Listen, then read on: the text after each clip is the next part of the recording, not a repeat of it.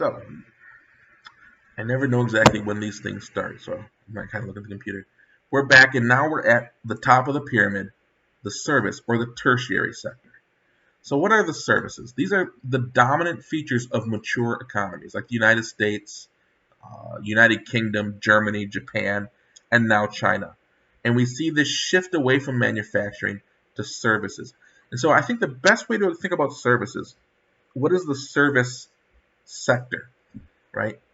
In the primary sector, you are taking something that is physical from the earth, like a rock or a tree or some plant, right?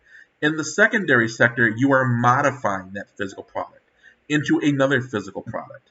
But in the tertiary sector, the things you work with are things you might not be able to actually hold or touch. So banks, I mean, a lot of banking, you don't actually touch money, right? You sit at a computer, it's numbers, it's figures. With education, I'm part of the service industry. I work by giving you my knowledge, by imparting my knowledge with you.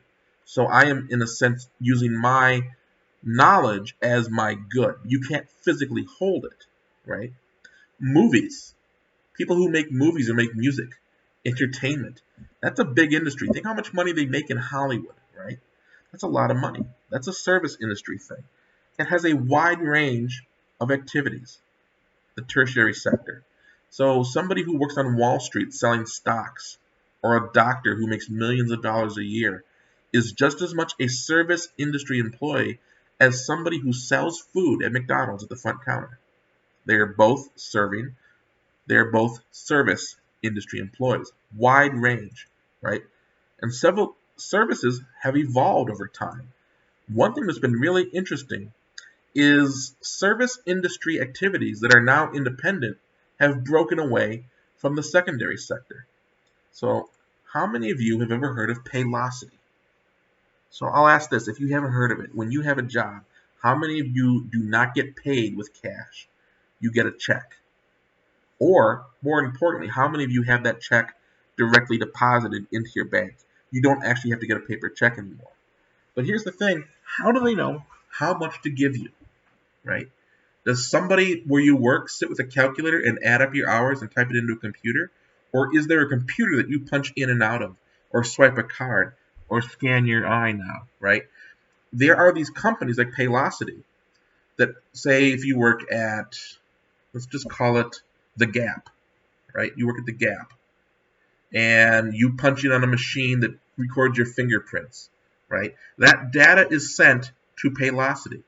And the Gap has basically signed a contract for Paylocity to take their data, figure out how many hours you worked, do the calculations, how much taxes do they need to pay you, how much do they have to withhold, how much gets put to this, put to that, and then they do the thing, pull the money from this account and move it to your account. So Paylocity does the payroll. They actually are an independent contractor. Because here's the thing, Paylocity can specialize in that.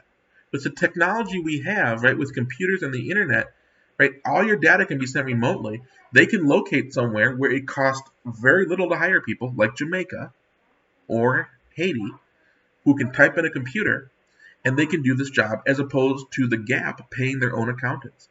We see this with insurance. Great example is Boeing. So Boeing makes airplanes, 747s, jetliners, and all their factories are in Seattle. There's a lot of military bases out there. There's a lot of technology, but they moved their offices to Chicago a few years back. And one of the reasons is, if you think about the corporate headquarters of a corporation, right? They're involved with the legal aspects. They have to deal with a lot of lawyers. They have to deal with advertising. They deal with government. They deal with the banking industry to get loans and all that. And Chicago is a bigger city than Seattle, so it has more law firms, it has more advertising, it has more service industry aspects that a corporate headquarters will need. So it's easier for them to have their headquarters here. They can talk to and control their factories via phone and the internet from their offices here, but they're closer to the service industry. Okay, so services, one of the characteristics, the job market's interesting, right? I said that a banker is in the service industry, and so is somebody who works in a fast food restaurant. So the job market is highly polarized. You have people who make the minimum wage, see my hand, the minimum wage, to people who make billions of dollars a year. The richest person in America is usually Bill Gates, the guy who invented Microsoft Windows. It's a service industry employee, right? Wide range. All right, I've got to go check my chicken, so I'm going to tell you to hold on for just a moment where I pause the show, and I'll be right back. Sorry about that pause. I had to take care of something. So we're talking about the job market polarized and mainly in income distribution and the employment opportunity that you see. So we don't see a widespread. So in other words, in the service industry, we see a lot of low-end jobs, low income, located in big cities, and we see a lot of very high paying. We don't see a lot of jobs in the middle. Another aspect is that we see a lot of female employment. Females are a bigger part of the service industry than any other of the three of our economic sectors. So think about daycares, right? Daycares are predominantly staffed by women. Cleaning services, right? Secretaries, secretarial administrative services, usually women. Education, when it comes to the actual teachers, for the early childhood ages, is predominantly female. It doesn't start to see a large number of male teachers until we get to maybe grade in high school. And that's another aspect, is that the female employment is not evenly spaced too. We see more females working at the lower end of the job market than the higher end.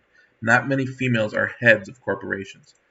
Another aspect with the service industry is Baumol's disease. And here's the thing. In the agricultural sector and the manufacturing sector, if you want to cut your costs, if you want to sell things for less money, you can make them for less money by making them more efficiently. You can find cheaper goods. You can find cheaper materials for your phone. You can grow more food or find better land or use more equipment. So your goods, you can shrink the cost of your goods. In the service sector, though, what is your good? It's people, isn't it? Right? The people are the good. They provide the service, either their work in the restaurants or their brains with their knowledge, whatever it is. So you really can't cut how much you pay people too much. You can, but you can't cut it as much. So service industry is always going to be a little bit more expensive in a sense. It's never going to be able to lower the cost like you would in the manufacturing or the agricultural sector. Now the book gets into this idea that there's also the quaternary or the fourth sector. And I say that this is really just an aspect of the service sector. This is the high end, the knowledge and information. So you have the service sector, right, of people who provide services, like who work in restaurants, people who are hairdressers, for instance, or tailors, or that kind of service industry, as well as people who provide stuff like medical services. But the quaternary sector is knowledge and information.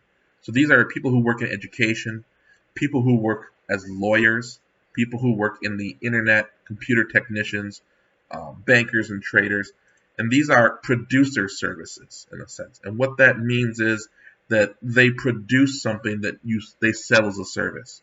So I produce my knowledge in a sense. Schools produce a knowledge that they serve. I'm not a big fan of the quinary sector. I'm going to put it up here for you to look at. I'm not going to quiz you on it. And what I'm looking at here is this is basically the fifth sector. These would be the executives of corporations, the very, very high paid decision makers, the very, very tip of the top. And when we get into economies like us, one thing we do notice, especially with these, is that the highest paid people in the country tend to be the executives of corporations. In fact, there's this, if you hear a lot of statistics, that basically the 10 wealthiest people in America have as much money as the rest of us. Think about that, right? The 10 wealthiest people in the country have as much money as 380 million people combined. And so that's a whole other issue that we can think about some other time. We also see that globally there is this shift in service. We saw the global shift in industry in the 70s. Today we're seeing service is moving too. Because with technology, right, with the internet and with computers and globalization, we can move services to areas of low wages. So think about the next time you call a computer helpline for one of your phones, right? You get a help desk number. And 9 times out of 10, it's not somebody in the United States. It's somebody in India or China. Because now India and China, people speak English. We have the technology to connect instantly, but they will take lower wages. Their economies aren't as developed. And so we're seeing the same movement that industry had, right? Finding the best wage. What happens is we're seeing outsourcing of what we think is the service sector of our company, of our countries. And now we're facing that same issue here. At the same time, countries like China and India are using this growth in their service industry to grow their economy as well. All right. Well, you made it to the end of another chapter and another week. So good luck. Good job.